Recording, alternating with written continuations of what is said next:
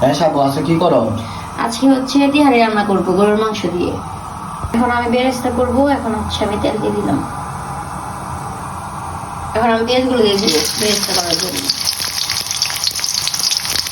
তো এই তো আমার বেরেস্তা কমপ্লিট। এখন থেকে তো বেরেস্তা তেলের মধ্যেই আমি হচ্ছে একটু সামান্য সরিষার তেল দিয়ে দিলাম। এখন আমি পেঁয়াজ দিয়ে দিব। এখন আমি গরম মশলা দিয়ে দিব। এখন আমি আদা রসুন বাটা দিয়ে দিব। এখন আমি সামান্য মরিচ ফাঁকি দিয়ে দিব, একটু দিয়ে দিব জিরা ফাঁকি। আর এখানে ঘরোয়া সব মশলা ভাঙানো আছে বিরিয়ানির জন্য, এটা দিয়ে দিলাম। এখন আমি কাঁচা মরিচ দিয়ে দিব। এখন আমি মাংস দিয়ে দিব।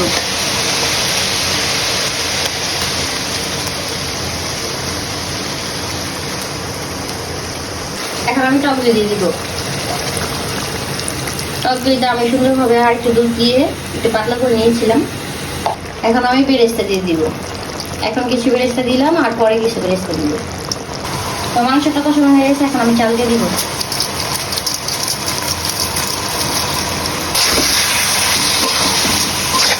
ভালোভাবে কষিয়ে নিব চালটাকে।